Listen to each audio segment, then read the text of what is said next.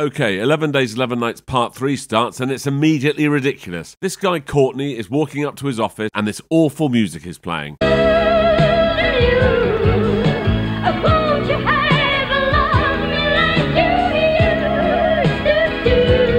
It's even playing as he's talking on the phone to whoever this is.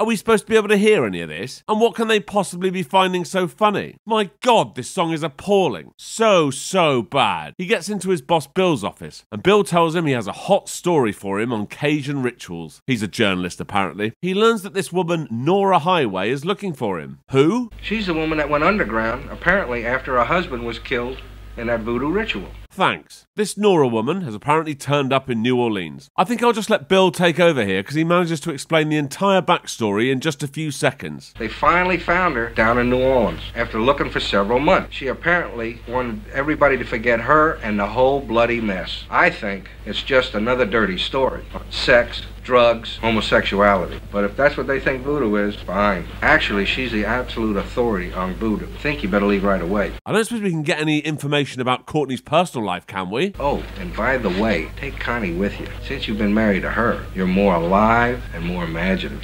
Thanks. So it turns out the woman Courtney was speaking to on the phone, who was touching herself, was his wife, Connie, and he's here with her now at a restaurant. I don't know why they do this, but they play a game of Flash the Waiter, and check out this reaction.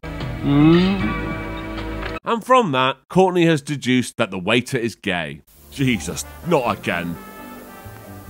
Didn't work. How was I to know he was gay?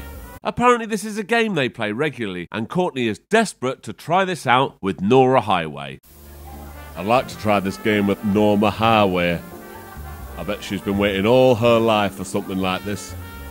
Why? No idea. He hasn't even met her. So they go to New Orleans and find Nora Highway. There's some sexual tension here between Courtney and Nora, and his wife Connie doesn't like it. Then Nora takes them to a bonfire with drums and a chicken. Next day, Nora tells Courtney that the Cajuns don't like to talk to reporters, but that does not mean there's any direct connection between the Cajuns and voodoo. They go to this bar where apparently everyone wants to shag Connie. Courtney is talking to this guy Boudreaux, who was at the drum and chicken bonfire. But again, you can't hear what they're saying because of this. Boudreaux has apparently found them a place to stay. When they get to the house, it's clear that Connie and Boudreaux are both keen to bang. At this stage, Courtney doesn't seem to mind. So he goes out and gets some food, and Connie has a look around the garden. Ooh, who's this? Oh, hello, Boudreaux. Wonder what he wants. Yup. There it is. Then they go back to see Nora, who rudely plays the piano in a separate room to her guests. They get drunk, end up staying at Nora's. Courtney tries it on, but Connie's not in the mood because she's already been stuffed by Boudreaux. When Courtney wakes up, Connie is gone. He asks Nora where she is and is told she went to look for the truth. So Courtney goes out to call Bill. Now this entire film could probably all be condensed into about 15 minutes, but the padding out is incredible. Every time some music is played, they insist on playing the entire song and just use 3 minutes of pointless footage to accommodate it. So here's another example of the padding out. While he could just call directly, he calls collect, so he needs to speak to an operator first. Operator, I want to make a collect call to New York City. Yeah, my name's Courtney. Then reads out the entire number, and the number is area code 212-743-3313. Any department in particular? City editor's desk. Aren't you forgetting something? Thanking you. That's better. Once he finally gets through, he tells Bill he needs more time for his article. It's getting close to the deadline. Forget about your personal problems and work on the article. Yeah, Courtney, just get on with it. Cut to Connie, who seems to have found the truth, and it's on the end of Boudreaux. Courtney has somehow worked out where Connie is and watches them at it through the window. When Boudreaux leaves, Courtney walks into his house to see Connie scrubbing his floor. They argue about it. I'm talking to you. Connie, the game's over. He may be like a beast, but he makes me feel alive. Okay. If you want to fuck him for a while, that's just fine. But when you're through, you know where to find me. And Courtney goes back to Nora's, where he reads that voodoo rituals sometimes involve human sacrifice. Courtney and Nora then go to the beach and decide that Connie has been taken over by her surroundings. No, bullshit. I don't buy that. Save it for your brochure. The next day, he goes to confront Boudreaux and says Connie is coming back with him, but Boudreaux is happy to let Connie decide. And when Courtney confronts her, it's clear that she is indeed under some sort of spell. You seem like you're in some kind of a trance. Why are you so obsessed with him? Then they both sit at the table with Boudreaux, who is smiling and laughing while he drinks beer and eats a massive pile of crawfish. Connie then strips to try to seduce Boudreaux, but he's not up for it, so Courtney takes his chance and goes for it. But when Connie says no, Boudreaux comes to her rescue and this happens. No, Boudreaux.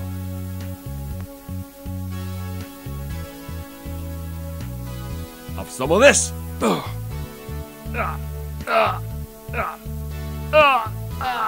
Well done, Courtney. Useless. So it seems to be Courtney's plan to just wait outside the house, watching them have sex for days until Connie decides she's bored of Boudreaux and wants to come back. They go about their days totally ignoring Courtney until, of course, they have sex, when it's apparently essential that they make eye contact with him. Nora turns up to try and convince Connie to come back, but she won't, so she brings Courtney back without her. Next, we see Courtney in the bath, and in comes Nora. Now, I can't work out when this is supposed to be, but Courtney explains that he is going back to New York, and that he and Connie ended things on a pretty good note. I beg to differ. And although the marriage is over, they may get back together in another place. I don't think so. Then he bangs Nora in the bath. Later, Nora and Courtney get some balloon animals from McCown, toy with the idea of riding a horse-drawn carriage, and watch a building burn. I can only imagine that this fire genuinely happened during the filming of this movie, and they thought, ooh, let's film this, we can pad it out with all these shots. After all the excitement, they get home and bang. Then Courtney is by a tree, and Nora approaches him. He tells her he's going back to New York because he can't stay with Connie around. Nora says the same thing that's happening to Connie happened to her husband, and that they're going to kill her. She doesn't know when, but they're definitely going to kill her. So Courtney rushes to Boudreaux's house to find her, but there's nobody home. Cut to Connie and Boudreaux in an abandoned office building. Then they start banging. Courtney then goes into the auto shop where Boudreaux apparently worked, but the owner says he's never heard of him. But I saw him working here a couple of weeks ago. So next stop is a police station. Here he's told, don't worry about your wife, she's probably gone to her mother's, like most women do. Now it's back to the abandoned building, where there does indeed seem to be some sort of ritual taking place. Although it looks like Boudreaux has just made Connie drink from a dog bowl and it's made her pass out. Meanwhile, Courtney is back at Nora's, but she's also disappeared. Or has she? No, she's upstairs and she's dead. Courtney sees that she's holding a newspaper with a picture of a burning building on the front, and from that, decides that that's where Connie must be. If you think, oh, that explains the building being on fire earlier, it doesn't, because it's a different building. At the abandoned building, Boudreaux takes an unconscious Connie downstairs, and it looks like there's a group of people on their way in to watch whatever is about to happen. Courtney comes out of a hardware store with some stuff that's been gift wrapped, so we can't see what it is. More people are arriving at the building, and Boudreaux is still carrying Connie down even more flights of stairs. When Courtney arrives, he doesn't immediately see anything unusual, but walks in with a gun. Boudreaux is still carrying Connie. It seems the whole crowd has now arrived, and they're chanting with candles.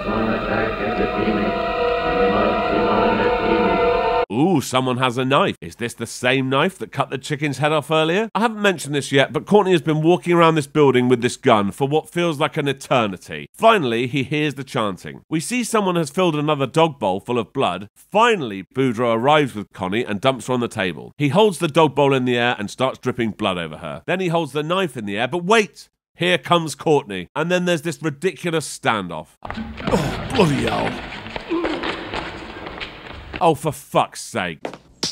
Good job you brought the gun, Courtney. Now it's you against someone who's already kicked your head in, although this time he has a knife and about 20 strangers on his side. This time is different, however. Not that we can see anything that's going on because it's so dark, but as Bruno attacks Courtney, Connie has come to and shoots Boudreaux in the back with the gun that she picked up. And that's the end.